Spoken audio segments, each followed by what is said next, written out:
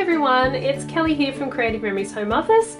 Today I'm going to show you how to create a scallop style border edge using your custom cutting system circles and your red blade. And I have this layout here that I'm going to use this border on, and it is based on this layout over here that has this angled section. This is one of our sketches, and so I'm creating a similar angled piece there. But what I've done with this sketch is I've actually turned it around to the side. So you can see that I have changed the direction that I am creating this sketch at. So my border is going to go up the side of the page like that. I'm going to cut my border out of this green cardstock here. And what I've done to prepare is I've made some measurements. So first of all, I measured in and I turned my sheet of paper upside down is the first tip that I'll give you. So my border will be cut out like so, but I want to do my pencil lines on the back of my sheet so that they're not seen when I adhere everything down. So these pencil lines are roughly 4 inches in from the top and 2 inches in from the bottom, and then I've drawn a second pencil line, so hopefully you can see those there. I've drawn a second pencil line. It's approximately 11/8 above the first pencil line. So I've just put another marking at 11/8 and another marking at 11/8 there and ruled down the page like so. And that's just really to guide me in where I position my template. So I'm just going to move this sheet over to the side there, and to get an idea of where I'm going to cut, I can use the template just to get a bit of an idea of where I'm going to cut. I'm using the red blade, so I'm looking at the red circle there. So if I roughly line up the center of the hole of my template with the bottom line and the top of my cut at the top line and keep working along, then I will get the desired effect. You really do need to eyeball this a lot in terms of where your cut is starting. So when you fit your template in, you can see that I have my little pegs on my blade positioned inside the slot on my template. And then the blade is sitting away from the edge of the template a little bit. So you really do need to get down and have a good look at the side of your paper and make sure that your blade is matching up with the very side of your paper so that your cut starts cleanly in the position where you want it, and that you have the blade lined up with the pencil line as well. So another little tip I'll give you here is there are these little rubber feet on the back of your custom cutting system templates, and they roughly indicate where the center of your template is. So I'm lining up the middle of those rubber feet with my bottom line that I've penciled in here to get everything lined up. So I've roughly got everything aligned there. I've got a bit of a gap at the top there between my pencil line. And then what I want to do is just check every now and then, just come back around and check to see how close to the line I'm cutting. Alright, so that's my first cut. I've only cut a portion of the way around the circle up to that line there. Now, once again, you're going to need to eyeball it. Make sure your feet are in those grooves. You're going to need to eyeball where the cut starts. Make sure you've got everything lined up.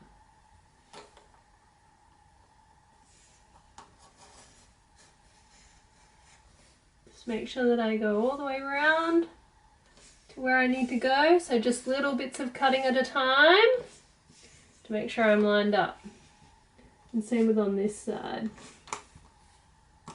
Alright, keep working along your shape.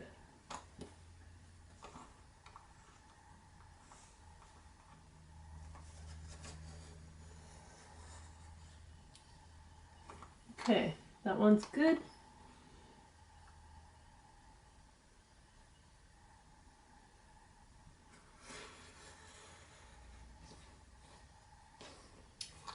keep working along some more. It takes a bit of concentration.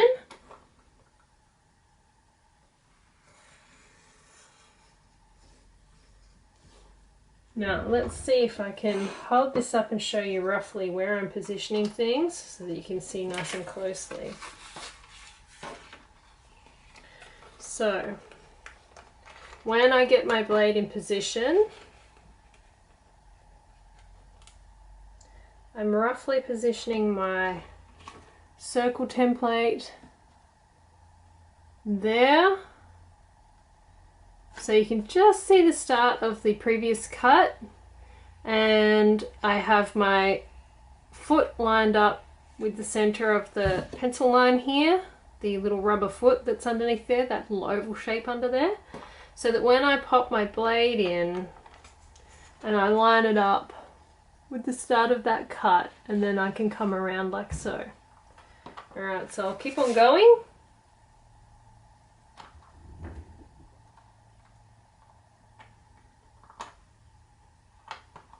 Takes a little bit of time and patience.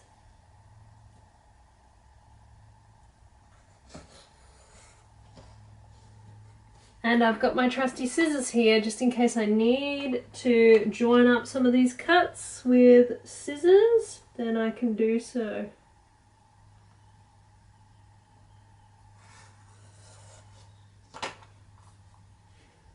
And it creates a lovely border design that you can use on all sorts of projects. Alright, on the last one you may find that you'll cut straight off the edge, so that's okay. Alright, so most of these I can just pull it out like so. I don't need the scissors. And there we have my scallop border. So thank you for bearing with me through all of that cutting. And now I can complete my layout. So I'll show you what I'm going to do here. So I'm going to make sure I have all my photos positioned where I want them. These ones go on top of the border like so. This one goes underneath. Alright, so what I can do is add some adhesive to these top ones. Put the adhesive a bit lower down there so that my photo can slot in.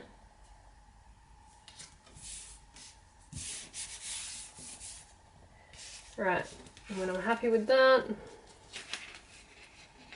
so I'm using the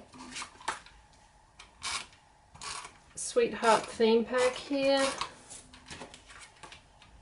with some additional cardstock.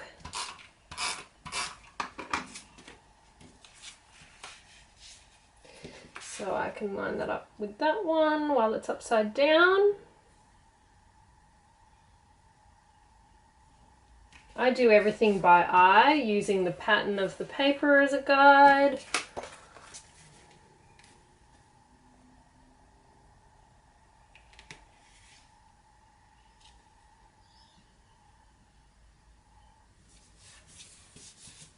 There we go.